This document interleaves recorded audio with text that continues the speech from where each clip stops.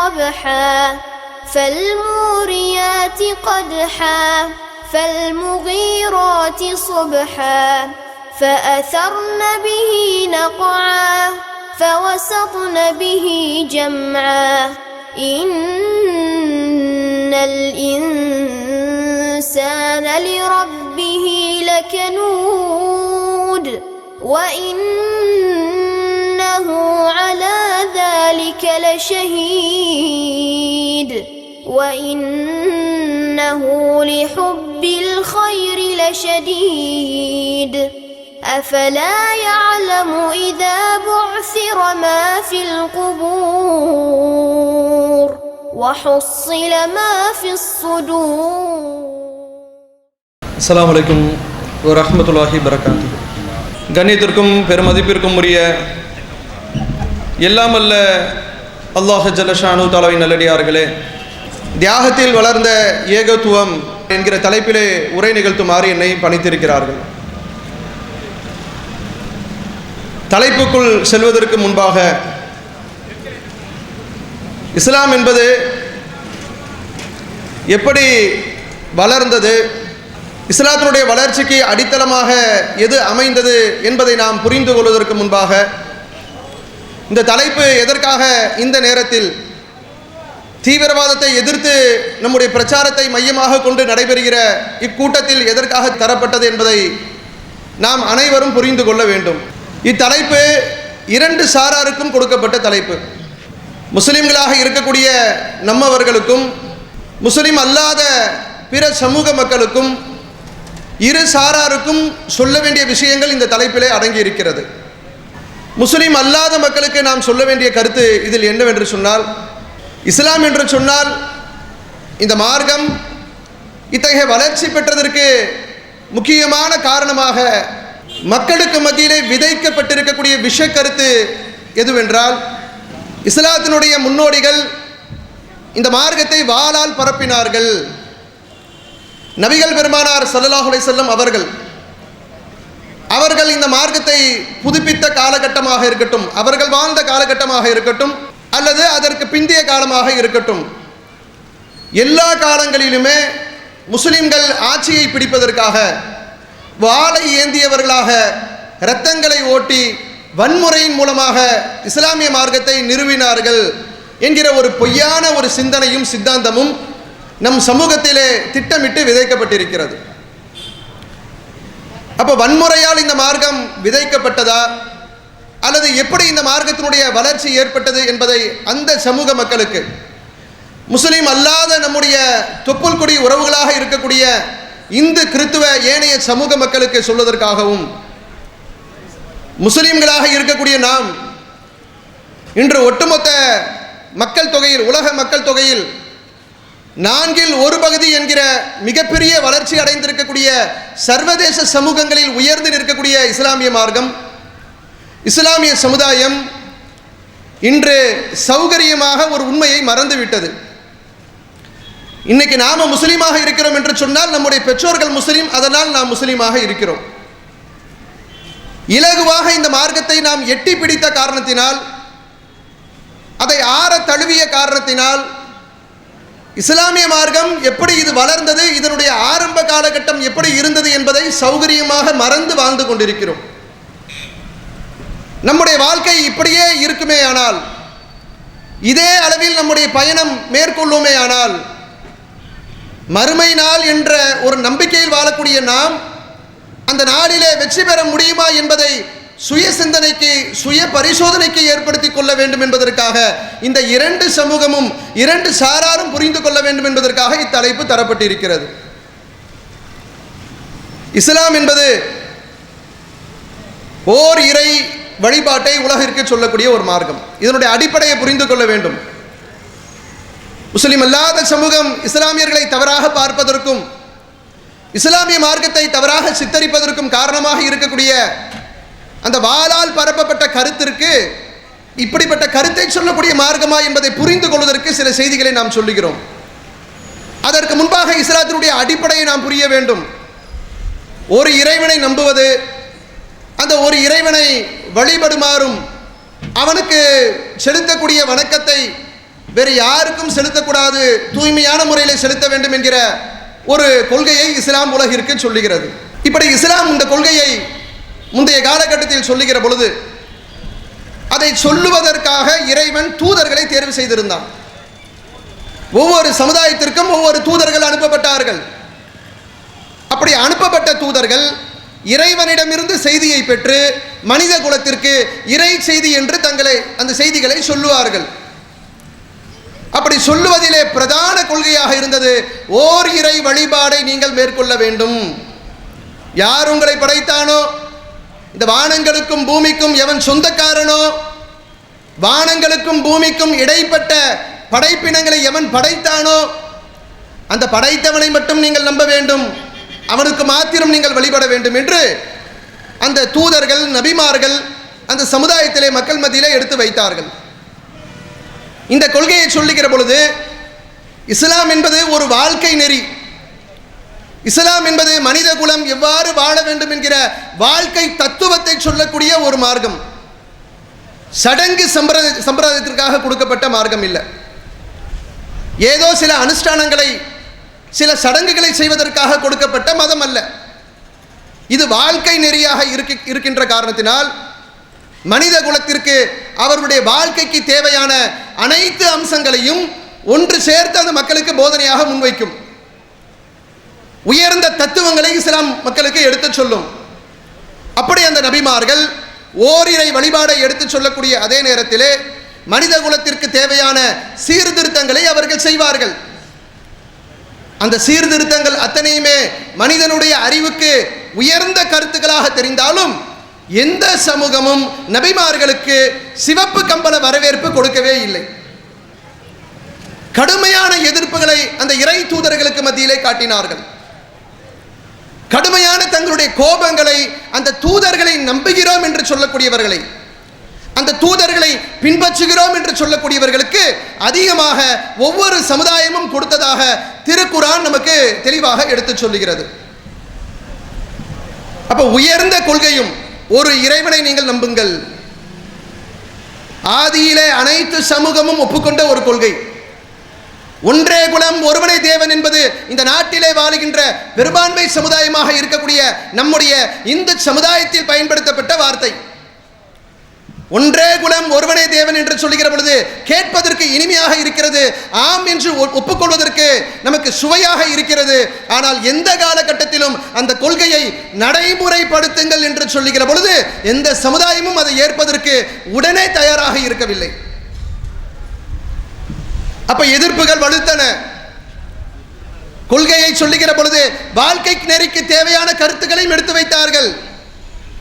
சமுதாயத்திலே சொன்னார்கள், மனிதர்களுக்கு மத்தியிலே ஏற்றத்தாழ்வு காட்டாதீர்கள், பிறப்பால், குலத்தால், மொழியால், நிறத்தால் மனிதனுக்கு மத்தியிலே பாகுபாடு காட்டாதீர்கள், நீங்கள் அத்தனை பேரும் ஒரு ஜோடிக்கு பிறந்தவர்கள், மறந்து விடாதீர்கள் என்று மனித குலத்திற்கு தேவையான சமத்துவ கொள்கையை எடுத்து சொன்னது. அனைவரும் இறைவனுடைய பார்வையிலே சமம், உங்களுக்கு மத்தியிலே நான் பெரியவன், நீ சிறியவன், நீ தாழ்த்தப்பட்டவன், நீ இப்படித்தான் வாழ வேண்டும் என்று சொல்லி அடிமைத்தனம் செய்யக்கூடாது என்று சொல்லி அந்த நபிமார்கள் சமுதாயத்திற்கு உயர்ந்த கருத்துக்களை எடுத்து சொன்னார்கள். பொருளாதாரத்தில் மோசடிகள் நடந்தன, ஊழல்கள் நடந்தன. பொருளாதாரத்தின் பெயரால், வியாபாரத்தின் பெயரால் அளவு நிறுவையில் ஏராளமான மோசடிகள் நடத்தப்பட்டது. அதற்காக தூதர்கள் அனுப்பப்பட்டார்கள், மக்களுக்கு மத்தியிலே பேசினார்கள். ஏன் மக்களை அநியாயமாக ஏமாத்துறீங்க, மோசடி செய்யாதீங்க. தராசுகளை இறைவன் எதற்காக அருளினான் என்று சொன்னால் நீங்கள் நீதி செலுத்த வேண்டும், நியாயமாக நடக்க வேண்டும் என்பதற்காக. அதிலே எந்த விதமான மோசடியும் இருக்கக்கூடாது. பொருளாதாரத்திலே நேர்மையாக இருங்கள். நபிகள் பெருமானார் ஸல்லல்லாஹு அலைஹி வஸல்லம் அவர்கள் சொன்னார்கள், எவன் மோசடி செய்கிறானோ அவன் தன்னை முஸ்லிம் என்று சொல்லி சொன்னாலும் அவன் என்னை சார்ந்தவன் இல்லை என்று சொன்னார்கள். பொருளாதார சீர்திருத்தங்கள், பொருளாதார சுரண்டல்கள், வட்டி போன்று மக்கள் எதிலெல்லாம் சுரண்டப்பட்டார்களோ அதிலெல்லாம் நபிமார்கள் கவனம் செலுத்தினார்கள். மனித குலத்திற்கு தேவையான உயர்ந்த தத்துவங்கள், விபச்சாரம் தலைவிரித்து ஆடியது. பெண்கள் போக பொருளாக கருதப்பட்டார்கள். எந்த விதமான உரிமைகளும் பெண்களுக்கு வழங்கப்படாது. மனிதர்களாக கூட கருதப்படாத நிலையில் நபிமார்கள் அந்த சமூகத்திற்கு போதனை செய்தார்கள். பெண்களுக்கு அனைத்து விதமான உரிமையும் உண்டு. போக பொருளாக பயன்படுத்தக்கூடாது. ஒரு பெண்ணை நீ தொட வேண்டும் என்று சொன்னால் முறையாக திருமணம் செய்து மனைவி என்று உலகிற்கு தெரியப்படுத்திவிட்டு அந்த பெண்ணிடம் நெருங்க வேண்டுமே தவிர இச்சையோடு ஒரு பெண்ணை நெருங்கி அவளோடு சம்பவிப்பது இறைவனுடைய பார்வையிலே பெரும் குற்றத்திற்குரிய காரியம் என்று நபிமார்கள் சீர்திருத்த கருத்தை எடுத்துச் சொன்னார்கள். இப்படி மனித குலத்திற்கு தேவையான பொய் பேசக்கூடாது, புறம் பேசக்கூடாது, அவதூறு சொல்லக்கூடாது, நேர்மையாக பேச வேண்டும், பண்புகளிலே உயர்ந்த பண்புகளை மேற்கொள்ள வேண்டும், தீய பண்புகளாக இருக்கக்கூடிய பண்பிலிருந்து மனிதன் விலகி நிற்க வேண்டும் என்று சொல்லி நபிமார்களாக அனுப்பப்பட்டவர்கள் இறைவனின் செய்தியை எடுத்து சொல்லுகிற பொழுது ஓரிரை கொள்கை அந்த கோட்பாடும் உயர்ந்த தத்துவங்களும் சமூகத்திலே இருக்கக்கூடிய சீர்கேடுகளை சீர்திருத்தம் செய்வதற்காக அவர்கள் முன்வைத்த இறை கோட்பாடுகளும் அவர்களுக்கு கசப்புணர்வோடு தெரிந்தது. ஏற்கும் மனநிலையில் அவர்கள் இருக்கவில்லை. அந்த மனநிலை அவர்களை எந்த நிலைமைக்கு தள்ளியது என்று சொன்னால், திருமறை குர்ஆனிலே நபிமார்களின் வரலாறை பற்றி இறைவன் பேசுகிறான். இறை தூதர்கள் சந்தித்த கொடுமைகளை நபிகள் பெருமானார் ஸல்லல்லாஹு அலைஹி வஸல்லம் அவர்கள் சொல்லி காட்டுகிறார்கள். அவற்றை எடுத்து வாசித்தோம் என்று சொன்னால் அந்த உயர்ந்த கொள்கையும் தத்துவத்தையும் சொல்லியதற்காக அந்த நன்மக்கள் எல்லோரும் பல்வேறு சித்திரவதைகளுக்கும் கொடுமைகளுக்கும் ஆளாகி இருக்கிறார்கள் என்பதை கண்கூடாக நம்மால் பார்க்க முடிகிறது. சொல்லனா கொடுமைகள் வார்த்தைகளில் வர்ணிக்க முடியாது. ஏனென்று சொன்னால் இந்த உயர்ந்த கருத்தை சொல்லக்கூடியவர்கள் சிறு கூட்டமாக இருப்பார்கள், விரல் விட்டு எண்ணக்கூடியவர்களாக இருப்பார்கள். அந்த சிறு கூட்டத்தை பெரும் பெரும் பிரமுகர்கள், முக்கியஸ்தர்கள், செல்வாக்கு படைத்தவர்கள், ஆட்சி அதிகாரத்தில் இருந்தவர்கள் அன்றைய காலகட்டத்திலே அவர்களை நசுக்கினார்கள். எப்படி நசுக்கினார்கள்? வார்த்தைகளால் அவர்கள் எவ்வளவு காயப்பட முடியுமோ. சொல்லுவாங்க பழமொழிக்கு கூட, நெல்லை போட்டா நெல்லை அள்ளிடலாம், சொல்ல போட்டா சொல்ல அள்ள முடியாது, நாக்கு பத்திரம் என்று பேசுவார்கள். இஸ்லாம் அதிகமாக எச்சரிக்கை செய்கிறது, உங்கள் நாவுகளை பேணிக் கொள்ளுங்கள், நரகத்திற்கு உங்களை அழைத்து செல்லக்கூடிய மிக முக்கிய சாதனமாக நாக்கு இருக்கிறது. அதை நன்மையான வழியில் பயன்படுத்தினால் உங்களுக்கு சொர்க்கத்தை பெற்றுத்தரும், தீய வழியில் பயன்படுத்தினால் நரகம் என்கிற நெருப்பை பெற்றுத்தரும் என்று இஸ்லாமும் நமக்கு போதனை செய்கிறது. நாவினால் ஒருவர்களை கொடுமை செய்ய முடியும். அந்த பேச்சுக்கள் பிறரை காயப்படுத்தும். வெட்கத்திற்கும் மானத்திற்கும் ரோஷத்திற்கும் முக்கியத்துவம் கொடுக்கக்கூடியவர்கள் தாங்க முடியாத ஒரு சொல்லை ஏற்றுக்கொள்ள மாட்டார்கள். அத்தனை கடும் சொற்களும் நன்மக்களாக இருக்கக்கூடிய நபிமார்களுக்கும் அவர்களோடு இருந்த மக்களுக்கும் அது கடுமையான ஒரு ஆயுதமாக பயன்படுத்தப்பட்டது. சகித்துக் கொண்டு இருந்தார்கள்.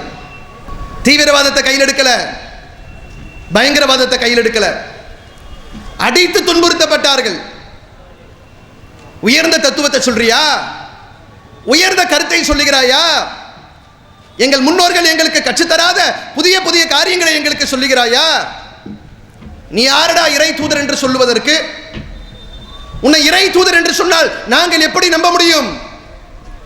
எங்களை போன்று கடை தெருக்களில் சுற்றி கொண்டிருக்கிறாய், வியாபாரம் செய்கிறீர்கள், உண்ணுகிறீர்கள், உறங்குகிறீர்கள், நோய்வாய்ப்படுகிறீர்கள், மனிதர்களுக்கு இருக்கக்கூடிய அனைத்து பலவீனங்களையும் சுமந்து கொண்டு உங்களை நீங்கள் தூதர் என்று சொல்லுவீர்கள், அதை நாங்கள் ஏற்க வேண்டுமா என்று சொல்லி மறுத்தார்கள். மறுத்ததோடு மாத்திரம் இருக்கவில்லை, அடித்து துன்புறுத்தினார்கள். பல்வேறு கொடுமைகளுக்கு அந்த நன்மக்கள் ஆளானார்கள். அடித்து துன்புறுத்தும் வேளையிலும் கூட தீவிரவாதங்களை அவர்கள் கையில் எடுக்கவில்லை.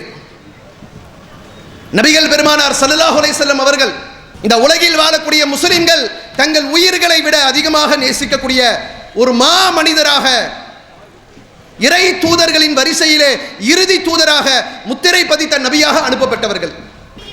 அந்த இறை தூதர் இறைவனுக்காக கட்டப்பட்ட, இறைவனை வழிபடுவதற்காக முதல் உருவாக்கப்பட்ட கஅபத்துல்லா என்று சொல்லப்படக்கூடிய ஆலயத்தில் வழிபட்ட பொழுது அந்த ஆலயத்தில் வழிபடுவதற்கு அனைத்து தகுதிகளும் உடைய நபிகள் நாயகம் ஸல்லல்லாஹு அலைஹி வஸல்லம் அவர்கள் கொடுமைகளுக்கு ஆளானார்கள்.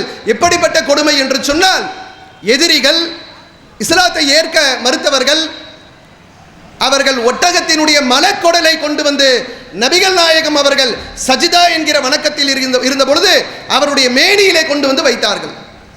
எழுந்திருக்க முடியாத அளவிற்கு வணக்கத்தை செலுத்துவதற்கு கூட சுதந்திரம் கொடுக்கப்படவில்லை. நேரடியாக இறை தூதர் அவர்கள் தாக்கப்படுகிறார்கள். பொறுமைதான் காத்தார்களே தவிர ஆயுதங்களை அவர்கள் கையில் எடுக்கவில்லை. தீவிரவாதம் என்கிற ஒரு சிந்தனைக்கு செல்லவில்லை. கையேந்தி பிரார்த்தனை செய்தார்கள் இறைவனிடம், இறைவா, இவர்கள் செய்கின்ற கொடுமைகளை நீ பார்த்துக்கொள். எந்த இடத்தில் முறையிட வேண்டுமோ அந்த இடத்தில் முறையிட்டார்களே தவிர முறை தவறி நபிகள் நாயகம் ஸல்லல்லாஹு அலைஹி வஸல்லம் அவர்கள் நடக்கவில்லை. தாயிஃப் என்கிற ஒரு நகரத்திற்கு செல்கிறார்கள். இந்த தூய இஸ்லாத்தை அந்த மக்களுக்கு எடுத்து போதிக்கிறார்கள். நமக்கு கிடைத்த இந்த உயர்ந்த மார்க்கம் எல்லா மக்களுக்கும் கிடைக்கட்டும் என்று சொல்லி எந்த நிர்பந்தமும் இல்லாமல் அழகிய முறையிலே இஸ்லாத்தை எடுத்து சொன்ன அவர்களுக்கு அந்த மக்கள் கொடுத்த பரிசு என்னவென்று சொன்னால், அவர்களை எவ்வளவு மனவேதனைக்கு ஆளாக்க முடியுமோ அந்த அளவிற்கு அவர்கள் மனவேதனைக்கு தள்ளினார்கள், ஏற்க மறுத்தார்கள். நபிகள் நாயகம் ஸல்லல்லாஹு அலைஹி வஸல்லம் அவர்கள் இவ்வளவு உயர்ந்த கருத்துக்களை சொல்லுகிறோம். இறைவனின் தூதராக இருந்து கொண்டு இந்த உலகிலே எந்த லாபத்தையும் நான் அடையவில்லை, எல்லாவற்றையும் இழந்து தான் நான் சொல்லிக் கொண்டிருக்கிறேன், ஏற்க மறுக்கிறார்களே என்ற வேதனையில் இருந்த பொழுது வானவ தூதர்கள் இறைவனுடைய கட்டளைக்கு இணங்க மலைகளுக்காக நியமனம் செய்யப்பட்ட வானவர்கள் முஹம்மது நபி ஸல்லல்லாஹு அலைஹி வஸல்லம் அவரிடம் கேட்கிறார்கள், முஹம்மது அவர்களே, நாங்கள் இறைவன் புறத்தில் இருந்து வந்திருக்கக்கூடிய வானவ தூதர்கள், நீங்கள் எப்படி கொடுமைகளுக்கு ஆளாகி இருக்கிறீர்கள் என்று எங்களுக்கு தெரியும். நீங்கள் அனுமதி கொடுத்தால் 2 மலைகளையும் எந்த சமூகம் உங்களை ஏற்க மறுத்ததோ, உங்களை கொடுமைகளுக்கு ஆளாக்கியதோ அவர்களை அப்படியே நசுக்கி விடுகிறோம் என்று கேட்ட பொழுது, தீவிரவாதத்தை போதிப்பதற்காக நபிகள் நாயகம் ஸல்லல்லாஹு அலைஹி வஸல்லம் அவர்கள் வந்திருப்பார்களே ஆனால் ஆம் செய்து விடுங்களே என்று சொல்லியிருப்பாங்க. வேண்டாம் என்று மறுத்தார்கள். இவர்கள் நம்மை ஏற்க மறுத்தாலும் இவர்களுடைய சந்ததிகள் நாளை புரிந்து கொள்வார்கள், இவர்களை ஒன்றும் செய்ய வேண்டாம் என்று சொல்லி மன்னிப்பது சிறந்தது. அறியாமையில் இருந்து கொண்டிருக்கிறார்கள், அதற்காக இந்த தண்டனை வேண்டாம் என்று சொன்னார்கள். நபிகள் நாயகம் ஸல்லல்லாஹு அலைஹி வஸல்லம் அவர்களை ஏற்றுக்கொண்ட நபி தோழர்கள். எதற்காக இதையெல்லாம் பட்டியல் போட்டு சொல்லுகிறோம் என்றால், வரலாறு நமக்கு தெரிய வேண்டும். தவறான கருத்துக்கள் சமூகத்திலே விதைக்கப்படுகிறது. இஸ்லாத்தினுடைய உண்மை நிலை என்ன, முஹம்மது நபி அவர்கள் எப்படிப்பட்டவர்கள், அவர்களோடு வாழ்ந்த மக்கள் எப்படிப்பட்டவர்கள் என்பது உலகுக்கு தெரிய வேண்டும். அவர்களுடைய தோழர்கள் வருகிறார்கள். கப்பாப் ரலியல்லாஹு என்று சொல்லப்படக்கூடிய நபி தோழர், நபிகள் நாயகம் ஸல்லல்லாஹு அலைஹி வஸல்லம் அவர்கள் இறை தூதர் என்று தம்மை சொல்லிய வேளையிலே விரல் விட்டு எண்ணியவர்கள் இஸ்லாத்தை ஏற்றுக்கொண்டிருந்தார்கள். இத்தனை கோடி மக்கள் அல்ல, இன்னைக்கு ஒட்டுமொத்த உலக மக்கள் தொகை 750 கோடி என்று சொல்லுகிறார்கள். ஏறத்தாழ 200 கோடி பேர் இன்று முஸ்லீமாக இருக்கிறோம். ஆனால் அன்றைய காலகட்டம் நபிகள் நாயகம் ஸல்லல்லாஹு அலைஹி வஸல்லம் அவர்களோடு விரல் விட்டு எண்ணியவர்கள் இருந்தார்கள். அதில் ஒருவராக இந்த கப்பாப் ரலியல்லாஹு அவர்கள் இருந்தார்கள். இறை தூதரிடம் வந்து முறையிடுறாங்க, அல்லாஹ்வுடைய தூதர் அவர்களே, இஸ்லாத்தை நாங்கள் ஏற்றுக்கொண்ட காரணத்தினால் திணிக்கவில்லை, ஏற்க வேண்டும் என்று யாரையும் நிர்பந்திக்கவில்லை, நிர்பந்திக்கக்கூடிய காலத்திலே நபிகள் நாயகத்தினுடைய மக்கா வாழ்க்கை இருக்கவில்லை. இது கரெக்டான மார்க்கமாக இருக்கு, சத்திய மார்க்கமாக இருக்கு, எல்லோரையும் தோளோடு தோளாக அரவணைக்கக்கூடிய மார்க்கமாக இருக்கு, ஏற்றத்தாழ்வுகள் இல்லை, தீண்டாமை இல்லை என்று சொல்லி இஸ்லாத்தை நாங்கள் ஏற்றுக்கொண்டதின் காரணமாக பல்வேறு கொடுமைகளுக்கு நாங்கள் ஆளாகிறோம் என்று நபிகள் நாயகம் ஸல்லல்லாஹு அலைஹி வஸல்லம் அவரிடம் வந்து முறையிட்டு என்ன கோரிக்கை அவர்கள் வைக்கிறார்கள் என்று சொன்னால், எங்களுக்காக இறைவனிடம் பிரார்த்தனை செய்யுங்கள், நம்மை படைத்த ரப்புல் ஆலமீனிடம் நீங்கள் பிரார்த்தனை செய்யுங்கள், எங்களுக்குரிய வேதனை அவன் லேசாக்கட்டும் என்று சொல்லுகிற பொழுது, அந்த நேரத்தில் அல்லாஹ்வுடைய தூதரவர்கள் ரகசிய குழுக்களை உருவாக்கல, நீங்கள் அவர்களை எதிர்த்தாக்குதல் நடத்துங்கள் என்று சொல்லல, செய்ய முடியும் தானே. அந்த மண்ணிலே பிறந்தவர்கள், அந்த மண்ணிலே என்னென்ன சாதக பாதகம் ஏற்படும் என்று தெரிந்தவர்கள் எதிர்த்தாக்குதல் நடத்த வேண்டும் என்று சொன்னால் உள்நாட்டு கலவரத்தை கூட செய்திருக்க முடியும். அந்த நேரத்தில் அல்லாஹ்வுடைய தூதர் அவர்களுடைய நாவுகளில் இருந்து என்ன மாதிரியான வார்த்தைகள் வந்து விழுகிறது என்று சொன்னால், உங்களுக்கு முன் சென்ற சமுதாயம் இதைவிட கொடுமைகளுக்கு ஆளானார்கள் என்று சொன்னார்கள். சகித்துக் கொள்ளுங்கள், இதுதான் அருமருந்து. அவர்கள் அறியாமையிலே இருக்கிறார்கள், அதனால் உங்களுக்கு கொடுமைகளை ஏற்படுத்துகிறார்கள், பொறுத்துக் கொள்ளுங்கள். இறைவனிடம் அதிகம் அதிகம் நன்மையை பெற்றுத் தரக்கூடிய ஒரு காரியம் எதுவென்று சொன்னால், உங்களுக்கு ஏற்படுகிற துன்பத்தை சகித்துக் கொள்வது, துயரங்களை பொறுத்துக் கொள்வது. வன்மம் அந்த சிந்தனை வந்துடக்கூடாது, கோபதாபத்திற்கு இடம் தரக்கூடாது. ஒரு முஸ்லிம் நிதானம் இழக்கக்கூடாது. ஒரு முஸ்லிம் ஆயுதத்தை கையில் எடுத்துக்கொண்டு அதற்கு நான் பதிலடி கொடுக்க போகிறேன் என்று சொல்லி அவன் களத்திலே போகக்கூடாது. அதற்கு ஒரு இடம் இருக்கிறது.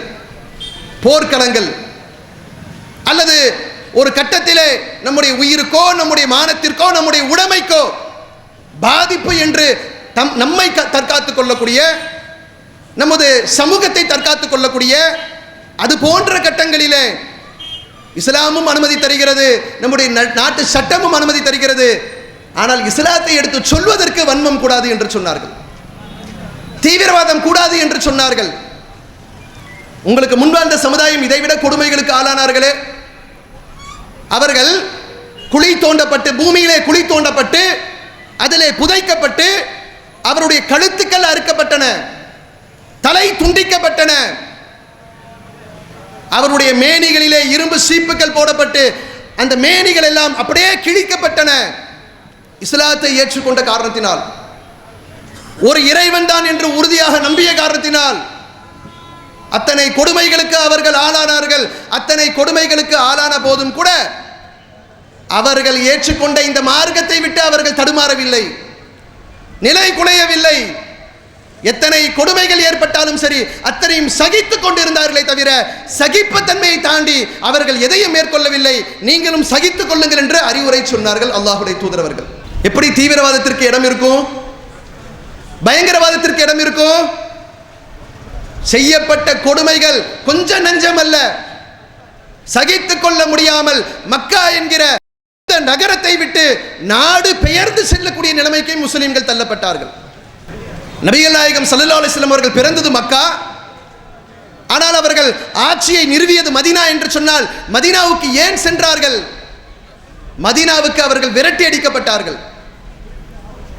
இஸ்லாத்தை ஏற்றுக்கொண்ட உங்களுக்கு இந்த மண்ணிலே இடமில்லை என்று சொல்லி விரட்டி அடிக்கப்பட்ட காரணத்தினால் மதீனாவிலே ஆட்சியை பிடித்தார்கள் அல்லாஹ்வுடைய தூதரவர்கள், ஆட்சியை அமைத்தார்கள் அல்லாஹ்வுடைய தூதரவர்கள். அப்ப மக்காவை விட்டு மதீனாவுக்கு நாடு துறக்கும் அளவிற்கு கொஞ்சம் கற்பனை செய்து பாருங்கள். நம்மால் அது முடியுமா? வீடு வாசலை விட்டுவிட்டு, சொத்து சுகங்களை விட்டுவிட்டு, மனைவி பிள்ளைகளை விட்டுவிட்டு, நிராயுதபாணியாக எல்லாவற்றையும் துறந்துவிட்டு இஸ்லாத்திற்காக, இந்த மார்க்கத்திற்காக நாடு துறந்து செல்லுகிறேன் என்று சொல்வது சாதாரண ஒரு தியாகமா? அந்த தியாகத்தையும் செய்ய தயாராக இருந்தார்கள். அதை தாண்டி உயிரை இழக்க வேண்டிய நிலை ஏற்பட்டால் உயிரையும் துறந்தார்கள் அந்த நன்மக்கள். எத்தனையோ நபிமார்கள் கொலை செய்யப்பட்டார்கள், கொல்லப்பட்டார்கள் என்று திருமறை குர்ஆன் சொல்லுகிறது. இஸ்லாத்தை ஏற்றுக்கொண்ட காரணத்தினால் நபிகள் நாயகம் ஸல்லல்லாஹு அலைஹி வஸல்லம் அவரோடு தோழமை கொண்ட நபி தோழர்கள் கொலை செய்யப்பட்டார்கள். அல்லாஹ்வுடைய தூதர் ஸல்லல்லாஹு அலைஹி வஸல்லம் அவர்களையும் கொல்வதற்கு முயற்சி செய்தார்கள். இந்த அளவிற்கு வரம்பு மீறுதலில் எல்லை கடந்து சென்ற போதும் கூட இஸ்லாம் உலகிற்கு சொல்லக்கூடிய போதனை, நபிகள் பெருமானார் ஸல்லல்லாஹு அலைஹி வஸல்லம் அவர்கள் மேற்கொண்ட போதனை எதுவென்று சொன்னால் சகித்துக் கொள்ளுங்கள் என்பதுதான். இந்த துன்பங்கள் வரத்தான் செய்யும், தியாகத்திற்கு நீங்கள் தயாராக இருங்கள். தியாகம் செய்வதற்கு தயாரிக்கப்பட்ட சமுதாயமாக இருக்கிறீர்கள். உங்களுக்கு முன் வாழ்ந்த எத்தனையோ நபிமார்களின் வாழ்க்கையை பாருங்கள். நபிமார்களிலேயே இறைவனால் மிகவும் சிலாகித்து சொல்லக்கூடிய இப்ராஹிம் நபியுடைய வாழ்க்கையை பாருங்கள். அவர்களின் வாழ்க்கை, அவர்கள் இறைவனுடைய கட்டளைக்கு கீழ்ப்படிந்தது, எல்லாமே தியாகத்தை மையமாக கொண்டு இருந்தது. நீங்களும் தியாகம் செய்கிற சமுதாயமாக இருங்கள் என்று சொல்லி சகித்துக் கொள்ளக்கூடிய போதனையைத்தான் இஸ்லாம் உலகிற்கு சொல்லுகிறது. இந்த உயர்ந்த கருத்து சொல்லப்படுகிற பொழுது எல்லா காலங்களிலும் இந்த எதிர்ப்புகள் இருந்து கொண்டு தான் இருக்கும். முஸ்லிம் அல்லாத மக்களுக்கு கூட தெரிந்திருக்கக்கூடிய ஒரு செய்தி, தமிழ்நாடு தௌஹீத் ஜமாத் ஏகத்துவ பிரச்சாரத்தை இந்த தமிழகத்திலே செய்து கொண்டிருக்கிறது. ஏறத்தாழ 25-30 ஆண்டு காலமாக நாம் செய்து கொண்டிருக்கிறோம். நமக்கு முஸ்லிம் அல்லாத மக்களை விட நம் சமுதாய மக்கள் இந்த பிரச்சாரத்திற்கு எதிர்ப்பாக இருப்பதை அவர்களும் அறிந்திருப்பார்கள். அது அவருடைய அறியாமை. நாம் இஸ்லாத்தில் இருப்பதை எடுத்து பேசுகிறோம், திருக்குரானின்படி வாழுங்கள் என்று சொல்லுகிறோம். நபிகள் நாயகம் ஸல்லல்லாஹு அலைஹி வஸல்லம் அவர்கள் எந்த வாழ்க்கை முறையை சொன்னார்களோ அத்தகைய வாழ்க்கை முறையை அப்படியே பின்பற்றுங்கள் என்று சொல்லுகிறோம். சொல்லுவதின் காரணமாக அறியாமையில் இருக்கக்கூடிய முஸ்லிம்கள் எங்களையும் எதிர்க்கிறார்கள். எதிர்ப்புகள் என்பது எல்லா காலகட்டத்திலும் இருந்து கொண்டிருக்கும். இஸ்லாம் சொல்லக்கூடிய போதனை, முஸ்லிம்களுக்கு சொல்லக்கூடிய அறிவுரை என்ன என்று சொன்னால், சகித்துக் கொள்ளுங்கள். திருமறை குரானை எடுத்து வாசித்து பாருங்கள். என் அருமை சமுதாய மக்களே, திருக்குரான் சொல்லக்கூடிய போதனை எடுத்து பாருங்கள். திருமறை குரான்ல 3வது அத்தியாயம், சூரத்துல் ஆலி இம்ரான் என்று சொல்லப்படக்கூடிய அத்தியாயம், அந்த அத்தியாயத்தினுடைய இறுதி வசனம் 200வது வசனம். அல்லாஹ் சொல்லி காட்டுகிறான், யா அய்யுஹல்லதீன ஆமனூ, நம்பிக்கை கொண்ட மக்களே, வஸ்பிரு, சகித்துக் கொள்ளுங்கள், வசாபிரு, சகிப்புத்தன்மையில் மற்றவர்களை மிகைத்து விடுங்கள், வராபிது, உறுதியாக நில்லுங்கள், வத்தகுல்லா, அல்லாஹ்வை அஞ்சுங்கள், லஅல்லக்கும் துஃப்லிஹூன், நீங்கள் இதனால் வெற்றி பெறுவீர்கள். படைத்தவன் மனித குலத்திற்கு இறை நம்பிக்கையாளரை பிரத்யேகமாக அழைத்து சொல்லக்கூடிய உபதேசத்திலே முஸ்லிம்களுக்கு தீவிரவாதத்தை சொல்லவில்லை, வன்முறையை பற்றி பேசவில்லை. இஸ்லாத்தை ஏற்க மறுத்தால் அவர்களுக்கு எதிராக இவ்வாறு நடந்து கொள்ளுங்கள் என்ற உபதேசம் இல்லை. இஸ்லாமிய மார்க்கத்தை நீங்கள் கடைபிடிக்கின்ற வேளையிலே, பிறருக்கு எடுத்துச் சொல்லக்கூடிய வேளையிலே, அதனால் உங்களுக்கு துன்புறுத்தல் ஏற்பட்டால், அதனால் நீங்கள் பல்வேறு பாதிப்புகளுக்கு ஆளானால், நீங்கள் மேற்கொள்ள வேண்டிய விஷயம் எதுவென்று சொன்னால், சகித்துக் கொள்வது, பொறுத்துக் கொள்வது. அவ்வாறு நீங்கள் பொறுத்துக் கொண்டால் அல்லாஹ் உங்களுக்கு சொர்க்கத்தை வழங்குவான். சகிப்புத்தன்மைக்கு சொர்க்கத்தை தவிர வேறு பரிசு கிடையாது என்று திருமறை குர்ஆன் மிக தெளிவாக சொல்லி காட்டுகிறது. உலக மக்களுக்கு இஸ்லாம் இதை நோக்கிதான் அழைப்பு கொடுக்கிறது. பொறுமை என்கிற உன்னதமான பண்புக்கு மனித குலம் தயாராகிவிடும் என்று சொன்னால், தீவிரவாதம் என்கிற வார்த்தை இந்த சமுதாயத்திலிருந்து எடுபட்டு தூக்கி எறியப்படும் இன்ஷா அல்லாஹ். வார்த்தைக்கு இடமில்லையே. சட்டம் ஒழுங்கு மீறுதல், சமூகத்திலே தீவிரவாதம் வளருதல், மனிதர்களுக்கு அமைதியாக வாழ்வதற்கு அச்சுறுத்தலாக இருக்கக்கூடிய இந்த தீவிரவாதம் சமுதாயத்தில் அந்த வார்த்தைக்கு அகராதி கூட பொருள் தேடக்கூடிய அளவிற்கு தூக்கி எறியப்படக்கூடிய நிலைமைக்கு தள்ளப்படும். மனித குலம் சகிப்பு தன்மைக்கு முக்கியத்துவம் தரக்கூடியவர்களாக இருந்தால், படைத்தவனும் படைத்தவனின் தூதரும் உலகிற்கு சொல்லக்கூடிய காரியம், உங்களுக்கு பல்வேறு சோதனைகள் ஏற்படும், பல்வேறு சிரமங்களுக்கு நீங்கள் ஆளாகுவீர்கள். கொஞ்ச நெஞ்ச கஷ்டங்கள் அல்ல, உங்களுக்கு முன் வாழ்ந்தவர்கள் பல்வேறு துன்பங்களுக்கு ஆளானார்கள், தியாகம் செய்தார்கள், தங்களுடைய உயிரை தியாகம் செய்தார்கள். எல்லாவற்றையும் தியாகம் செய்த பொழுது கூட இஸ்லாம் நம்மவர்களுக்கு சொல்லுகிறது, நீங்கள் பொறுமையை மேற்கொள்ளுங்கள். இந்த போதனையைத்தான் இஸ்லாம் உலக மக்களுக்கு எடுத்து வைக்கிறது. மக்கள் கூட்டம் கூட்டமாக வந்தார்களே, வாட்கள் பயன்படுத்தப்படாமல், ஆயுதங்கள் கையில் எடுக்கப்படாமல் எவ்வாறு இஸ்லாம் தலை தோங்கி இருக்கும் என்ற சிந்தனை வரலாம் என்கிற கேள்வி வரலாம். முஸ்லிம் அல்லாத மக்கள் இஸ்லாமியர்களை பார்த்தார்கள், இஸ்லாமியருடைய வியாபாரத்தினுடைய நேர்மையை பார்த்தார்கள், முஸ்லிம் மக்களுடைய முஸ்லிம் மன்னர்களுடைய ஆட்சி முறையை பார்த்தார்கள். பார்க்கின்ற வேளையிலே அவர்கள் நம்பினார்கள், இவர்கள் சரியானவர்கள், நடுநிலையான சமுதாயத்திற்கு சொந்தக்காரர்கள், பாரபட்சம் இல்லாமல் ஆட்சி முறை கையாளுகிறார்கள் என்று சொல்லி வால்முனையில் இஸ்லாம் பரப்பப்படவில்லை.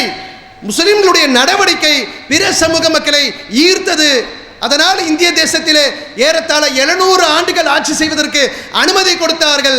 இஸ்லாத்தை நோக்கி மக்கள் கூட்டம் கூட்டமாக வந்தார்கள். முஸ்லிம்களை பார்த்தார்கள், முஸ்லிமுடைய வாழ்க்கை முறைகளை பார்த்தார்கள், முஸ்லிம்களுடைய நடவடிக்கையை பார்க்கிறார்கள். ஏமாற்றுவதற்கு வாய்ப்பு இருக்கக்கூடிய நேரத்தில் கூட நாம் ஏமாறுவதற்கு சூழ்நிலை இருக்கக்கூடிய நேரத்தில் கூட ஏமாற்றம் இல்லாமல் நேர்மையாக நடக்கிறார்கள். எது இவர்களை நடக்க வைக்கிறது என்று யோசிக்கின்ற பொழுது ஒரு இறைவனை பயப்படுகிறார்கள். அந்த இறைவன் நம்மை கண்காணிக்கிறான் என்கிற அச்ச உணர்வோடு வாழுகிற சமுதாயமாக இருக்கிறார்கள். அதனால் இவர்களால் இத்தகைய வாழ்க்கை வாழ முடிகிறது என்பதை சிந்திக்கின்ற வேளையிலே இஸ்லாத்தை நோக்கி வந்தார்கள். அடிக்கிறோம், துன்புறுத்துறோம், பல்வேறு கொடுமைகளுக்கு ஆளாக்குறோம், ஊரை விட்டு விரட்டி அடிக்கிறோம். அட இஸ்லாம் வேண்டாம்பான்னு போட்டுட்டு போறதுக்கு என்ன இவனுக்கு கஷ்டம்? கொஞ்சம் யோசனை செஞ்சு பாருங்க. இன்னைக்கு தமிழகத்தை எடுத்துக்கொண்டோம் என்று சொன்னால் பல லட்சக்கணக்கான மக்களை தன்னகத்தை கொண்ட ஒரு அமைப்பாக தமிழ்நாடு தௌஹீத் ஜமாஅத் திகழ்கிறது. சவால் விட்டு சொல்ல முடியும், எங்கள் இறைவன் மீது நம்பிக்கை வைத்து இருக்கின்ற முஸ்லிம் இயக்கங்களிலேயே தமிழ்நாடு தௌஹீத் ஜமாஅத்தின் மீது முஸ்லிம் சமுதாயம் வைத்திருக்கக்கூடிய ஒரு நம்பிக்கையை போன்று, ஒரு அபிமானத்தை போன்று நாம் அழைத்தால் திரண்டு வரக்கூடிய மக்கள் சக்தி வேறு எவருக்கும் இல்லை என்பதை பெருமிதத்தோடு இங்கு சொல்ல முடியும். அவ்வளவு பெரிய கூட்டம் வளர்ந்திருக்கிறது. இதனுடைய ஆரம்ப நிலை என்ன? எங்களுடைய மக்கள் தௌஹீது மக்கள் இந்த குர்ஆனையும் ஹதீஸையும் உயிர் மூச்சாக உள்ளங்களிலே ஏந்தி கொண்டிருந்தவர்கள் பல்வேறு கொடுமைகளுக்கு இந்த சமுதாயத்திலே ஆளாக்கப்பட்டார்கள். எத்தனை துன்பங்கள், துயரங்கள். எங்கள் குடும்பத்திலே ஒருவர் இறந்து போனால் இந்த ஊரிலே பிறந்து வளர்ந்தவனாக இருந்தாலும் கூட நீ தௌஹீத் ஜமாஅத்திலே இருக்கிற உன்னுடைய சடலத்தை இந்த அடக்க ஸ்தலத்திலே அடக்கம் செய்ய மாட்டோம் என்று சிலர் சொன்னார்கள். அப்படி ஒரு காலகட்டம் இருந்தது. இன்றும் பரவலாக ஒரு சில ஊர்களில் இருக்கிறது. உங்களுக்கு இந்த ஊரில் இருக்கக்கூடிய எந்த நல்லது கெட்டதிலும் பங்கில்லை என்று சொன்னார்கள். முஸ்லிம்கள் இந்த ஏகத்துவத்தை ஏற்றுக்கொண்ட தௌஹீத்வாதிகள் சகித்துக் கொண்டு இருந்தார்கள். சமூக பகிஷ்காரத்திற்கு ஆளாக்கப்பட்டார்கள். பல்வேறு விதமான அடக்குமுறைகளுக்கு ஆளாக்கப்பட்டார்கள். வழிபாடு தலங்களில் வழிபாட்டு உரிமையும் பறிக்கப்பட்டது. அடி வாங்குவாங்க, ரத்தத்தோட போய் விழுவாங்க, நேரா போலீஸ் ஸ்டேஷன்ல போய் நிற்பாங்க. நாங்க இப்படி தாக்கப்பட்டுட்டோம், எங்களுக்கு நீதி கொடுங்கன்னு போய் கேட்பாங்க.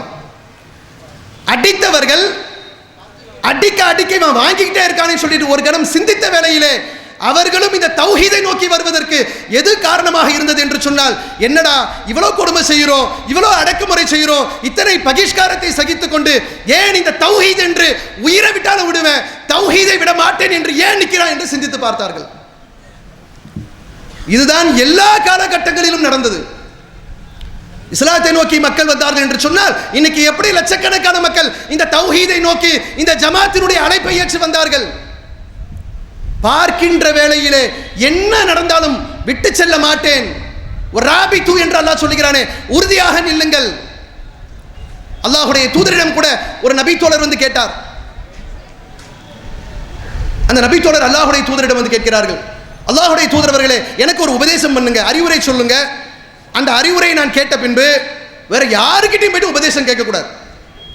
அப்படி ஒரு உயர்ந்த ரக உபதேசத்தை எனக்கு சொல்லுங்கள். கேட்ட பாத்திரத்திலே அல்லாஹ்வுடைய தூதரவர்கள் உட்கார வச்சுட்டு 1 மணி நேரம் எல்லாம் பயான் பண்ணல. நபிகள் நாயகம் ஸல்லல்லாஹு அலைஹி வஸல்லம் அவர்கள் கூப்பிட்டு சொன்னார்கள், ஆமன்து பில்லா, அல்லாஹ்வை நம்புகிறேன் என்று சொல்லு, சும்மஸ்தகீம், பிறகு அதில் உறுதியாக நில்லு. இறை தூதர் இந்த உம்மத்திற்கு சொல்லக்கூடிய மிக முக்கியமான உபதேசம் ஆமன்து பில்லா, அல்லாஹ்வை நம்பினேன் என்று சொன்னால் உன்னை பின்தொடர்ந்து பிரச்சனைகள் வரும், சங்கடங்கள் வரும். அறியாமையின் காரணமாக புரியாத மக்கள் உங்களுக்கு எதிராக அப்படி நடப்பார்கள். அவர்கள் விஷயத்தில் கனிவோடு நடந்து கொள், கொண்ட கொள்கையை நீ விட்டுவிடாதே. சும்மஸ்தகீம், நீ உறுதியாக நின்று காட்டு. அந்த உறுதிப்பாடை அன்றைய காலத்திலும் இன்றைய காலத்திலும் மக்கள் பார்த்த வேளையிலே அவர்கள் புரிந்து கொண்டார்கள். இவ்வளவு துன்புறுத்தலுக்கு ஆளான பிறகும் இவர்கள் உறுதியாக நிற்பதற்கு அவர்கள் ஏற்றுக்கொண்ட கொள்கை தான் காரணமாக இருக்கிறது என்று சொன்னால் என்ன அந்த கொள்கை என்று எட்டி பார்த்தார்கள். இஸ்லாம் அவர்களை ஈர்த்தது, தௌஹீத் அவர்களை ஈர்த்தது. இன்று கூட்டம் கூட்டமாக ஒரு பெரும் மக்கள் சந்தை கொண்ட ஜமாத்தாக இந்த ஜமாத் இருந்து கொண்டிருக்கிறது. அப்ப இஸ்லாத்தை நோக்கி மக்கள் வந்தார்கள் என்று சொன்னால் உயர்ந்த கொள்கையும் அந்த கொள்கை கோட்பாடுகளும் மனித குலத்திற்கு ஏற்ற உயர்ந்த சித்தாந்தங்களும் இஸ்லாத்திலே கடைபிடிக்கக்கூடிய சமத்துவமும் அதையெல்லாம் சொல்லுகிற வேளையிலே என்ன சித்திரவதை செய்தாலும் சகித்துக் கொண்டு நிலையாக நின்று கொண்டிருக்கக்கூடிய அந்த உறுதிப்பாடும் தான் மக்கள் கூட்டம் கூட்டமாக வருவதற்கு காரணமாக இருந்ததை தவிர ஆயுதங்கள் இஸ்லாத்தை ஏற்பதற்கு பயன்படுத்தப்படவில்லை. இஸ்லாம் போர் முறையை சொல்லுது. யுத்தங்களை செய்யலாம். ஆட்சியாளர்கள் உங்கள் நாட்டையும் நாட்டு மக்களையும் பாதுகாக்க வேண்டும் என்று சொன்னால் யுத்தங்களை செய்யலாம். அதிலே நீதி கடைபிடிக்க வேண்டும், நியாயம் கடைபிடிக்கப்பட வேண்டும், தர்மம் கடைபிடிக்கப்பட வேண்டும். அந்த நேரத்தில் கூட மூர்க்கத்தனமா போயிடாத. கண்மூடித்தனமாக கையிலே வாள் இருக்கிறது, எதிரிலே எதிரி இருக்கிறார், என்ன வேணாலும் செய்யலாம், அந்த சிந்தனைக்கு போயிடாத. அந்த இடத்திலும் ஒரு கட்டுப்பாடு. பெண்களை கொலை செய்யாதீர்கள், குழந்தைகளை கொலை செய்யாதீர்கள். யாரோடு யுத்தம் செய்கிறீர்களோ அவர்கள் வேறு மதத்தை சேர்ந்தவர்களாக இருந்தால் அந்த மதத்தினுடைய வழிபாட்டு தலங்கள், அந்த மதத்திலே புனிதமாக அவர்கள் நம்பக்கூடிய நம்பிக்கை சின்னங்கள், அந்த மதத்தினுடைய மத குருமார்கள் கொல்லப்படக்கூடாது. இது போர் நெறி. இந்த நெறியை முஸ்லிம்கள் கடைபிடிக்க வேண்டும். ஒருவேளை எதிரி பலம் இழந்து எதிர்த்து நிற்பதற்கு தாக்கு பிடிக்க முடியாமல் சமாதான கொடியை பறக்க விடுவான் என்று சொன்னால், கை ஓங்கி விட்டது, நாம் மேலோங்கி விட்டோம், இத்தோடு இவனை சமாதி கட்டி விடலாம் என்று சொல்லி மூர்க்கத்தனமாக நடக்கக்கூடாது. உங்களிடத்திலே சமாதானம் என்று சொன்னால் சமாதானம் தான், சமாதானத்திற்கு எதிராக ஒன்றும் இல்லை என்று சொன்னார்கள் அல்லாஹ்வுடைய தூதர். அப்படிப்பட்ட ஒரு மார்க்கமாக இருக்கக்கூடிய நேரத்தில் எப்படி வாளால் இஸ்லாம் பரப்பப்படும்? ஆனால் பொய்யான செய்திகள் சொல்லப்படுகிறது. முகலாய மன்னர்கள் வாளை கொண்டு இஸ்லாத்தை பரப்பினார்கள். நபிகள் நாயகம் ஸல்லல்லாஹு அலைஹி வஸல்லம் அவர்கள் தம்முடைய வாளின் மூலமாகத்தான் இஸ்லாத்தை எடுத்துரைத்தார்கள் என்று சொல்லி பொய்யான செய்திகள், முஸ்லிம்களை தவறாக பார்க்க வேண்டும் என்று சொல்லி தவறாக விதைக்கப்பட்ட வரலாற்று மோசடிகள் நிறைய இருக்கிறது. உதாரணத்திற்கு ஒரு சம்பவத்தை சொல்றேன். திப்பு சுல்தான் என்கிற மன்னர் 18ஆம் நூற்றாண்டை ஆட்சி செய்தவர். மைசூர் மகாராஜா, மைசூர் சுல்தான் என்று அழைக்கப்படக்கூடியவர். ஆங்கிலேயர்களுக்கு எதிராக பல்வேறு யுத்தங்களை சந்தித்தவர். ஆங்கிலேயருக்கு அடிபணிய மாட்டேன் என்று சொன்னார். ஆங்கிலேயரோடு அவர் கைகோர்த்து இருந்திருப்பார் என்று சொன்னால் இன்னும் அவருடைய வம்சங்கள் எல்லாம் சிம்ம சொப்பனமாக இருந்திருப்பார்கள், மன்னர்களாகவே இருந்திருப்பார்கள். திப்பு சுல்தான் அடிபணிய மறுத்தார், எதிர்த்து யுத்த களங்களை சந்தித்தார். உனக்கு நான் பணிய மாட்டேன் என்று உறுதியாக நின்றார். உலக வரலாறிலேயே பீரங்கி பயன்படுத்தி ஆங்கிலேயனை அடித்து நொறுக்கினார். இன்றும் அருங்காட்சியகங்களிலே திப்பு சுல்தான் பயன்படுத்திய அந்த பீரங்கிகள் எல்லாம், அவர் பயன்படுத்திய ஆயுதங்கள் எல்லாம், அவர் ஆங்கிலேயர்களுக்கு எதிராக சுழற்றிய வாள்கள் எல்லாம் நினைவு சின்னமாக வைக்கப்பட்டிருக்கிறது. இப்படித்தான் திப்பு சுல்தானை நாம சொல்லிக்கிட்டு இருக்கிறோம். வரலாற்று மோசடி எப்படி தெரியுமா இருக்கு? மைசூரை திப்பு சுல்தான் ஆண்ட வேளையில டாக்டர் ஹரிபிரசாத் என்பவர் 1920 ஒரு புத்தகம் எழுதுகிறார், இந்திய சுதந்திரம் என்கிற பெயரிலே. அதில் அவர் சொல்றாரு, 3000 பிராமணர்கள், இந்து சமுதாயத்தை சேர்ந்த பிராமண இனத்தை சேர்ந்தவர்கள் 3000 பேர் திப்பு சுல்தான் ஆட்சியில் அவர் செய்த கொடுமையை தாங்கிக் கொள்ள முடியாமல், கட்டாய மத மாற்றத்தை தாங்கிக் கொள்ள முடியாமல் 3000 பேர் தீ குளித்து இறந்தார்கள் என்று ஒரு வரலாறிலே குறிப்பெழுதி வைத்திருக்கிறார் டாக்டர் ஹரிபிரசாத் என்பவர். இது கேட்டா நம்முடைய உள்ளங்களை பதைக்குது. ஒருவேளை உண்மையில் திப்பு சுல்தான் இப்படி ஒரு ஆட்சியை செய்திருப்பான் என்று சொன்னால் அந்த காலகட்டத்திலேயே அவன் கொல்லப்பட வேண்டும் என்று நீதியை நிலைநாட்டக்கூடிய முஸ்லீம் சொல்லுவான். பிற சமூக மக்கள் இதை படிப்பார்கள் என்று சொன்னால் என்ன எண்ணம் வரும்? அயோக்கிய பயலுங்க, ஆட்சி செய்கிறேன் என்கிற பெயரில் அராஜகம் பண்ணியிருக்கிறான், அப்படித்தானே எண்ணங்கள் வரும். அவர் ஒரு புத்தகத்தை எழுதிட்டார். எழுதினதோடு மாத்திரம் நிக்கல, எழுதப்பட்ட அந்த புத்தகம் அந்த காலகட்டங்களிலே தொடர்ந்து பிள்ளைகளுக்கு பாடமாக சொல்லித் தரப்படுது. யாருக்கு? பீகார், வெஸ்ட் பெங்கால், ஹரியானா, உத்தரப்பிரதேசம், முஸ்லிம்கள் அதிகமாக வசிக்கக்கூடிய உத்தரப்பிரதேசம் உட்பட பல்வேறு மாநிலங்களிலே மாணவர்களுக்கு புத்தகமாக பாடநூலில் சொல்லித் தரப்படுது.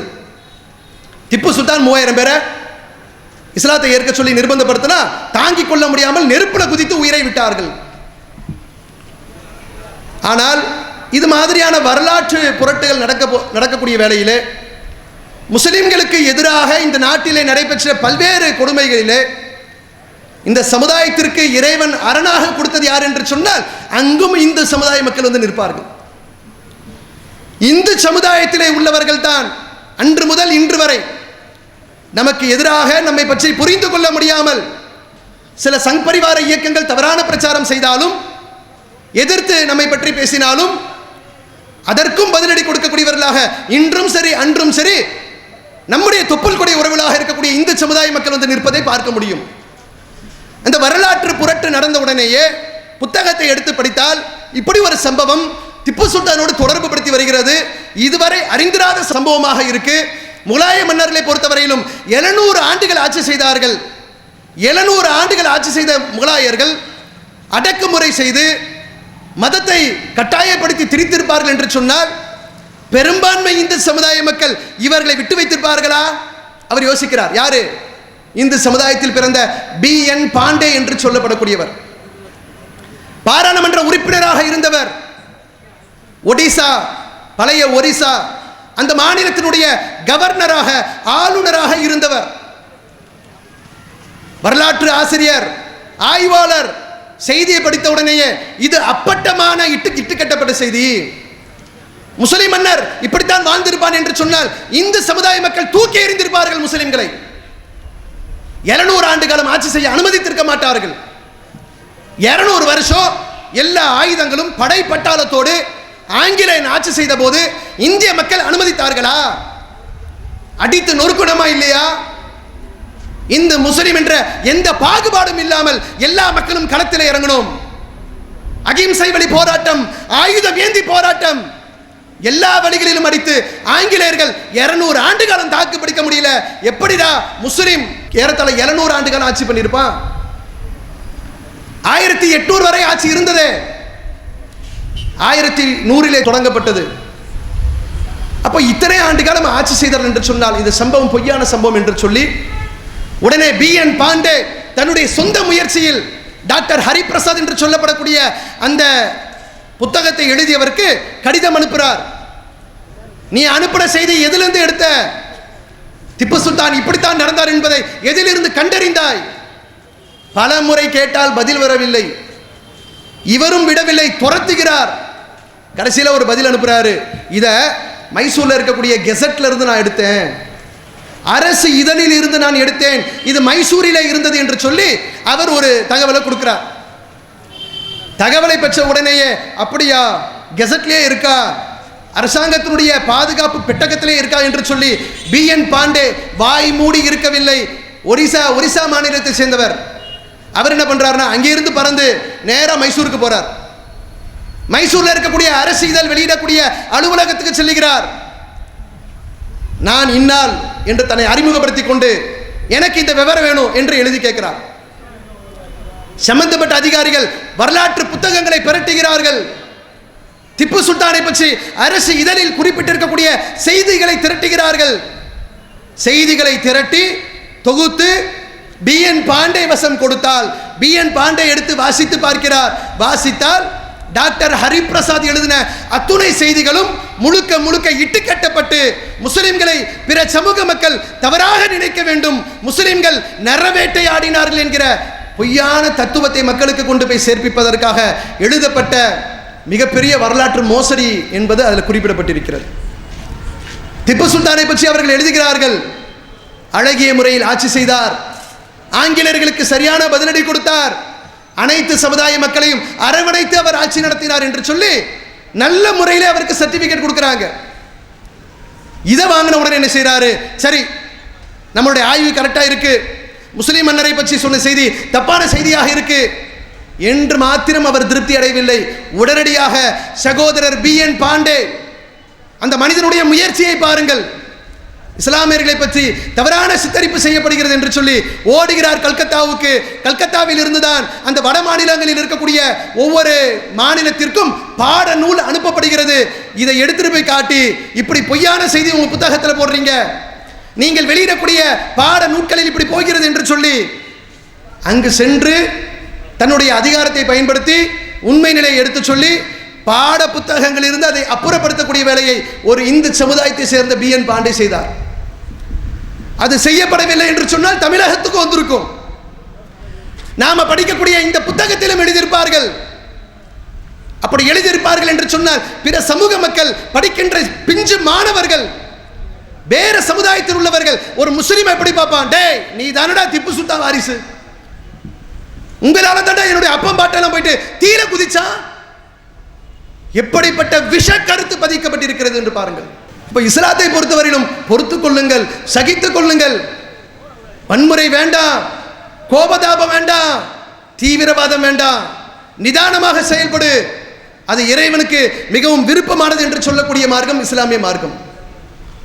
நபிகள் நாயகம் ஸல்லல்லாஹு அலைஹி வஸல்லம் அவருடைய காலத்தில் முஸ்லிம் அல்லாத மக்கள் பல்வேறு விதமான தங்களின் கஷ்டத்திற்காக அல்லாஹ்வுடைய தூதரிடம் வருவார்கள். வந்து கேட்பார்கள், இஸ்லாத்தின் பெயரால் எங்களுக்கு உதவி செய்யுங்கள், இஸ்லாத்தின் பெயரால் உதவி செய்யுங்கள் என்று சொல்லுகிற பொழுது அல்லாஹ்வுடைய தூதரவர்கள் அரசாங்கத்தில் இருக்கக்கூடிய நிதியை அவர்களுக்கு எடுத்துக் கொடுப்பார்கள். பொருளாதாரத்தின் மூலமாக நீங்கள் அர்ப்பணிப்பு செய்ய வேண்டும், தியாகம் செய்ய வேண்டும். முஸ்லிம் அல்லாத மக்கள் என்று பார்க்கக்கூடாது, இன வேறுபாடு இருக்கக்கூடாது. இதிலே மனிதாபிமானம் மாத்திரம்தான் இருக்க வேண்டும். ஏழ்மை நிலையில் ஒரு கூட்டம் வருகிறது, அரை நிர்வாணமாக ஒரு கூட்டம் வருகிறது. நபிகள் நாயகம் ஸல்லல்லாஹு அலைஹி வஸல்லம் அவர்கள் மதீனாவில் இருக்கிறார்கள், தம்முடைய தோழர்கள் இருக்கிறார்கள். அப்பொழுது ஒரு கூட்டம் வருகிறது. கொஞ்சம் கற்பனை செய்து பாருங்கள், அவருடைய நிலை எப்படி இருக்கிறது என்றால் அரை நிர்வாணம், ஏழ்மை நிலையினுடைய உச்சகட்டம். பார்த்த உடனே இதெல்லாம் நம்மால் இல்லை, இதெல்லாம் இஸ்லாத்தை ஏற்காதாலு, சல்லி பைசா போட்டுறாதீங்க அப்படின்னு அல்லாஹ்வுடைய தூதர் சொல்லலை. தங்களோடு தோழமை கொண்டிருந்த நபி தோழர்கள் யாரும், அங்கே இருக்கக்கூடியவர்கள் எல்லாரும் பெரும் பெரும் செல்வந்தர்களும் இல்லை. ஒரு சிலரிடம் செல்வங்கள் இருந்திருக்கும். ஆனால் இஸ்லாமிய வரலாற்றிலே நபிகள் நாயகத்தை அவர்களை பற்றி படித்தாலும் சரி, அவர்களோடு தோழமை கொண்ட நபி தோழர்களை பற்றி நீங்கள் தெரிந்து கொண்டாலும் சரி, ஏழ்மைதான் அங்கு இருக்கும். பெரிய பெரிய உமர் என்று சொன்னால் முஸ்லிம் அல்லாத மக்களுக்கு கூட தெரியும். உமருடைய ஆட்சியை பற்றி பிற சமூக மக்களும் பேசுவார்கள், வரலாற்று ஆசிரியர்களும் பேசுவார்கள். அத்தகைய உமர் பசியினால் கஷ்டப்பட்டார். அல்லாஹ்வுடைய தூதர் உலக மக்களால் அப்படி உயிருக்கு உயிராக நேசிக்கக்கூடிய தூதர் பசியால் கஷ்டப்பட்டார்கள். ஏழ்மை முஸ்லிம்களிடமும் இருந்தது, நபிகள் நாயகத்திடமும் இருந்தது, தங்களுடைய தோழர்களுக்கு மத்தியிலும் இருந்தது. ஆனால் ஒரு கூட்டம் நம்மை விட கஷ்டத்திலே வந்திருக்கிறார்களே, எப்படி அனுமதிக்க முடியும்? அவருடைய ஏழ்மையை பார்த்த பிறகு அல்லாஹ்வுடைய தூதரவர்கள் உடனே மக்களுக்கு மத்தியிலே உரை நிகழ்த்துகிறார்கள். திருமறை குர்ஆனுடைய வசனத்தை எடுத்து போடுகிறார்கள். யா அய்யுஹன் நாஸ் இத்தகு ரப்பக்கும் அல்லதி خلقكم من نفس واحده وخلق منها زوجها وبث منهما رجالا كثيرا ونساء. திருமறை குர்ஆனுடைய 4வது அத்தியாயத்தின் முதல் வசனத்தை எடுத்து வாசிக்கிறாங்க அல்லாஹ்வுடைய தூதர். அதனுடைய கருத்து என்ன? நீங்கள் அத்தனை பேரும் ஒரு ஜோடியில் இருந்து படைக்கப்பட்டுள்ளீர்கள். யாரோடு பார்க்காத, மனிதநேயம் மட்டும்தான் இருக்கணும். உனக்கு கஷ்டம் இருக்கலாம், உங்களுக்கு ஏழ்மை இருக்கலாம், இவர்கள் யாரோ இல்லை, ஒரு ஜோடியில் இருந்து படைக்கப்பட்டார்கள் என்று சொன்னால் அத்தனை பேரும் உங்களுக்கு சகோதர சகோதரிகள் தானே. அந்த மக்கள் எல்லாம் இப்படி பஞ்சத்திலே இருக்கக்கூடிய நேரத்தில் இவர்களுக்காக உதவி செய்யுங்கள் என்று குர்ஆனுடைய வசனத்தை எடுத்து போடுறாங்க. 59வது அத்தியாயம் 18வது வசனத்தை வாசிக்கிறாங்க. யா அய்யுஹல்லதீன ஆமனூ, நம்பிக்கை கொண்ட மக்களே, இத்தகுல்லாஹ, அல்லாஹ்வை அஞ்சிக் கொள்ளுங்கள். வல் தன்லுர் நஃப்சுன் மா கத்தமத் லிகத், நீங்கள் ஒவ்வொருவரும், உங்களில் ஒவ்வொருவரும் நாளைக்கு எதை நீங்கள் சம்பாதித்துள்ளீர்கள் என்பதை கவனத்தில் கொள்ளட்டும். இந்த வாழ்க்கையோடு முடிவடைய போவது கிடையாது. இந்த உலகத்திலே நீங்கள் செய்யக்கூடிய எந்த ஒரு உதவியாக இருந்தாலும், எந்த ஒரு மனிதநேய பணியாக இருந்தாலும் அது அத்தனையும் முற்படுத்தப்படுகிறது, இறைவனிடம் நாளைக்கு உங்களுக்கு எடுத்துக்காட்டப்படும்.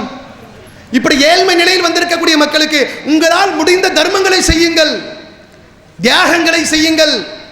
உங்களது தியாகம் முற்படுத்தப்படும், இறைவனால் கணக்கிடப்படும்.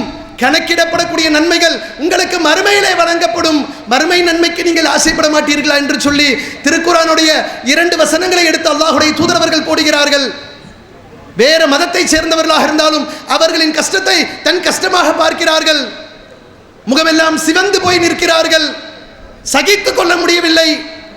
ஒரு உயிர் இப்படி பாதிக்கப்பட்டு நிற்கிறது என்று சொல்லி அவருடைய துடிப்பை வெளிப்படுத்தினார்கள். அல்லாஹ்வுடைய தூதரவர்கள் 2 திருக்குர்ஆனுடைய வசனத்தை எடுத்து மக்களுக்கு மத்தியிலே வைத்ததுதான் தாமதம். ஓடி சென்றார்கள் நபி தோழர்கள், தங்களுடைய இல்லங்களுக்கு சென்றார்கள். வீடுகளிலே இருக்கக்கூடிய உணவுப் பொருட்களையும் ஆடைகளையும் தங்களிடம் இருக்கக்கூடிய கொஞ்ச நெஞ்ச செல்வங்களையும் இழுத்து கொண்டு வருகிறார்கள். தூக்கி சுமந்து வந்தார்கள், தியாகத்திற்கு தயாராக இருந்தார்கள். பணம் காசு பெருசில்ல, இன்னைக்கு இருக்கும் நாளைக்கு போயிடும். ஒரு உயிரை வாழ வைத்தோமே ஆனால், இந்த நேரத்தில் இவருடைய பசியை நீக்கிறோம் என்று சொன்னால், அரை நிர்வாணத்தில் இருக்கக்கூடிய மக்களுக்கு ஆடை அணிவிப்பதற்கு ஏதேனும் கொடுத்து உதவி செய்தால், இறை தூதரவர்கள் சொல்லுகிறார்களே, இவை அத்தனையும் நன்மையாக அமையும், உங்களுக்கு நாளை மறுமையிலே உங்களுக்கு பரிசாக கொடுக்கப்படும் என்று சொன்னார்களே, அந்த பரிசுதான் எங்களுக்கு வேண்டும் என்று சொல்லி அல்லாஹ்வுடைய தூதரவர்கள் சொன்ன அந்த கருத்தை ஏற்றுக்கொண்டு எல்லா செல்வங்களையும் கொண்டு தானம் செய்தார்கள், தர்மம் செய்தார்கள். பள்ளி வாசலிலே குவியல்களாக கொட்டப்பட்டது. 2 மலையளவு குவியல்களாக கொட்டப்பட்ட பிறகு அல்லாஹ்வுடைய தூதருடைய உள்ளங்கள் சாந்தி அடைந்தது, அமைதி அடைந்தது, முகம் அப்படியே பொன்னிறமாக மாறியது என்று வரலாற்றிலே பார்க்கிறோமே. இந்த மார்க்கம் வாளை கொண்டு இஸ்லாத்தை வளர்த்திருக்குமா? இஸ்லாமிய மார்க்கம் வளர்வதற்கு எங்கேனும் தீவிரவாதத்திற்கு இடம் கொடுத்திருக்குமா? மனிதநேயத்தை போதிக்கக்கூடிய மார்க்கம், இந்த தத்துவத்தை, உயர்ந்த கொள்கையை பிற மக்களுக்கு எடுத்து சொல்லுகிற வேளையிலே அந்த நேரத்தில் சகிப்புத்தன்மையை மேற்கொள்ளுங்கள் என்று சொல்லக்கூடிய மார்க்கம். துன்பங்களுக்கு நீங்கள் ஆளாக்கப்படுவீர்கள், அறிந்து கொண்டுதான் நீங்கள் இஸ்லாத்திலே இருக்க வேண்டும். உங்களுக்கு சிவப்பு கம்பள வரவேற்பு கொடுக்கப்படாது. புரிந்து கொள்ளாத மக்கள், அறிந்து கொள்ளாத மக்கள் தங்களின் அறியாமையின் காரணமாக உங்களை காயப்படுத்துவார்கள். அதை நீங்கள் பொறுத்து கொள்ள வேண்டும் என்று சொல்லக்கூடிய இஸ்லாத்தில் வன்முறைக்கு இடமில்லை, தீவிரவாதத்திற்கு இடமில்லை. இது முஸ்லிம் அல்லாத மக்களுக்கு இந்த செய்தியை நாம் அழுத்தம் திருத்தமாக இந்த 1 மாத பிரச்சாரத்தின் மூலமாக கொண்டு சென்று சேர்ப்பித்துக் கொண்டிருக்கிறோம். இந்த நேரத்தில் முஸ்லிம்களுக்கு இறுதியாக சொல்லக்கூடிய செய்தி, இத்தனை சிரமத்திற்கு மத்தியிலே இவ்வளவு பெரிய கொடுமைகளும் சித்திரவதைகளுக்கும் பல உயிர்களையும் இழந்து தியாகம் செய்து நம்முடைய முன்னோர்கள் இந்த மார்க்கத்தை நமக்கு கொண்டு வந்து சேர்ப்பித்திருக்கிறார்கள். என்ன தியாகத்திற்கு நாம் தயாராக இருக்கிறோம் என்பதை சிந்தித்து பாருங்கள். வாழ்க்கையிலே நம்முடைய நேரங்களை அதற்காக செலவிடுகிறோமா? அல்லாஹ்வுக்காக, அவருடைய மார்க்கத்திற்காக, மறுமையினுடைய நன்மைக்காக அல்லாஹ்வுடைய தூதரவர்கள் சொன்னார்களே, திருமறை குர்ஆனுடைய வசனத்தை ஓதி காட்டினார்களே, ஒவ்வொரு ஆன்மாவும் சிந்திக்கட்டும், நாம் எதை முற்படுத்தி இருக்கிறோம் என்று சிந்திக்க சொன்னார்களே. நம்மில் எத்தனை பேர் சிந்தனை செலுத்துகிறோம்? உலகத்தில் நல்லா இருந்தா போதும் நினைக்கிறோம், துனியால கஷ்டமில்லாத வாழ்க்கை இது போதும் என்று நினைக்கிறோம். நிலையான வாழ்க்கை இல்லை, நிரந்தரமான வாழ்க்கை இல்லை.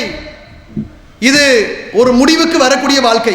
இந்த உலகம் என்பது ஒரு முடிவுக்கு வந்துவிடும். நிலையாக நிரந்தரமாக அல்லாஹ் ரப்பல் ஆலமீன் தயாரித்து வைத்திருக்கக்கூடிய மறுமை வாழ்க்கை தான் முஸ்லிமுக்கு சிறந்தது. நம்முடைய நேரங்களை தியாகம் செய்வதற்கு தயாராக இருங்கள். நமது பொருளாதாரத்தை ஏழை எளிய மக்களுக்கும், யார் கஷ்டத்திலே உழன்று கொண்டிருக்கிறார்களோ அவர்களின் கஷ்டங்களை போக்குவதற்கும் நன்மையான வழிகளில் நம்முடைய பொருளாதாரத்தை தியாகம் செய்யுங்கள். நம்முடைய ஆற்றலின் மூலமாக இறைவன் நமக்கு கொடுத்திருக்கக்கூடிய சக்தியை பயன்படுத்தி உடலின் மூலமாக செய்கின்ற தியாகங்கள், நம்முடைய உடல் பெரும் ஆட்சி, நம்முடைய ஆவி அனைத்தையும் பயன்படுத்தி நம்மால் முடிந்த அளவிற்கு பிற சமூக மக்களுக்கு பல்வேறு வகையில் தியாகம் செய்ய முடியும். தியாகத்தின் மூலமாகத்தான் இஸ்லாம் வளர்ந்தது. தியாகம் செய்வதற்கு அன்றே நம்ம சமூக மக்கள் தயாராக இருந்ததின் விளைவுதான் இன்று அல்லாஹ் ரப்பல் ஆலமீன் இந்த மார்க்கத்தை அழகிய முறையிலே நமக்கு கொண்டு வந்து சேர்ப்பித்திருக்கிறான். எதிர்கால சந்ததிகளுக்கு இந்த இஸ்லாம் பரிபூர்ணமாக போய் கிடைக்க வேண்டும் என்று சொன்னால், நம்முடைய மறுமை வாழ்க்கை மறுமையிலே சீரான ஒரு நிலைமையில் இருக்க வேண்டும் என்று சொன்னால், இஸ்லாமிய சமுதாயம் தியாகத்திற்கு தயாராக இருக்க வேண்டும். தியாக திருநாள் என்று சொல்லி ஆண்டுக்கு ஒரு முறை நபி இப்ராஹிம் அலைஹிஸ்ஸலாம் அவர்களை நினைவு கூறுவதிலே வெறும் பெயரளவில் இருக்கக்கூடிய சமுதாயமாக இருக்கக்கூடாது. உயிரோட்டத்தோடு உணர்வுபூர்வமாக இருக்க வேண்டும். இஸ்லாம் என்பது மென்மையை போதிக்கக்கூடிய மார்க்கம், நன்மையை போதிக்கக்கூடிய மார்க்கம். எந்த ஒரு சந்தர்ப்பத்திலும் வன்முறையின் மூலமாக இம்மார்க்கம் கொண்டு போய் சேர்ப்பிக்கப்படவில்லை என்கிற இந்த உண்மை தத்துவத்தை ஏதோ ஒரு மாதத்தில் மாத்திரம் நாம் எடுத்துக்கொள்ளாமல் நம்முடைய வாழ்நாளில் அனைத்து முஸ்லிம்களும், தமிழ்நாடு தௌஹீத் ஜமாத் அழைப்பு விடுக்கிறது, இதில் பாரபட்சம் காட்ட வேண்டாம், கருத்து வேறுபாடு கொண்டவர்கள் அப்படி என்ற ஒரு கருத்திலே சென்றுவிட வேண்டாம். அனைத்து முஸ்லிம்களும் இந்த ஒரு பிரச்சாரத்தை கையிலே சுமக்க வேண்டும். எல்லா காலங்களிலும் நம்முடைய வாழ்க்கையில் நம்முடைய மரணம் நம்மை வந்து சம்பவிக்கும் வரையிலும் இந்த தூய மார்க்கத்தை நம்முடைய வாழ்க்கையிலே நடைமுறைப்படுத்தி, இஸ்லாம் என்பது எத்தகைய மார்க்கம் என்பதை நம்முடைய வாழ்க்கை தரத்தின் மூலமாக பிற சமூக மக்களுக்கு கொண்டு போய் சேர்ப்பிக்க வேண்டும் என்று கேட்டு நிறைவு செய்கிறேன். வாஹிர் தவானா அனில் ஹம்துலில்லாஹி ரப்பில் ஆலமீன். அஸ்ஸலாமு அலைக்கும் வரஹ்மத்துல்லாஹ். الله